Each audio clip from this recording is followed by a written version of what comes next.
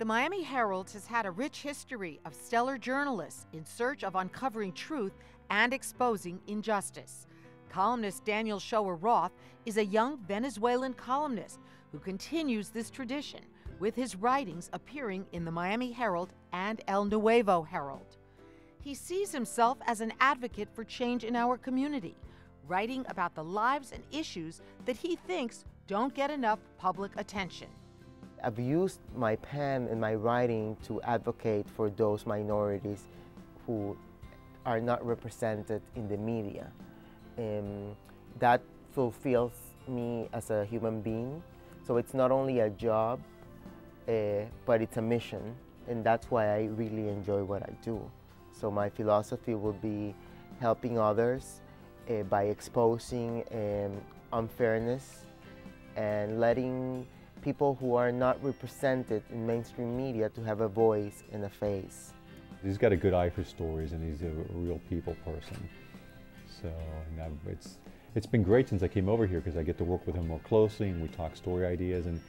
And you know, Daniel's the type of journalist who really enjoys the give and take, talking.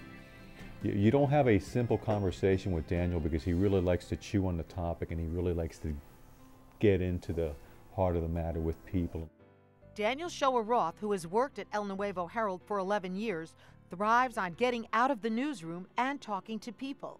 He might be listening to people over coffee at La Carreta or traveling to Poland to learn about his own family's past as Holocaust survivors.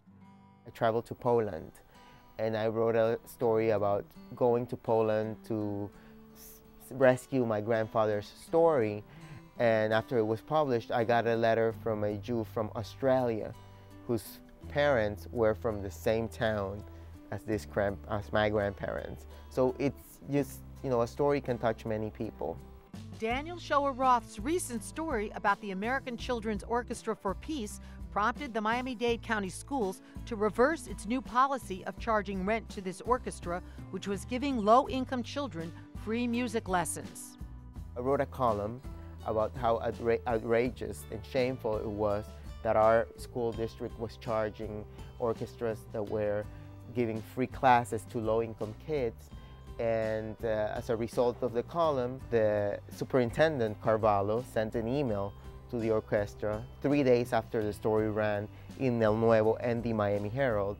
And he said that there was a mistake, or that there was not an understanding, and that the school district was waiving all the fees of rental for the orchestras. Everything that a reporter is supposed to be, pioneering, civic-minded, a wider cause, and excellent reporting. We're very, very, very grateful to Daniel. Daniel Shoer Roth, who started writing at the age of 14, remembers that he first began by writing poetry. At 17, he was writing for newspapers. His newest project is a spiritual column which runs in both the Miami Herald and El Nuevo Herald. Around 6 months ago, I launched a column called Spiritual Journeys.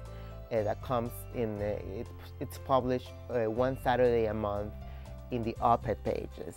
So you wouldn't see an op-ed page with a spiritual column.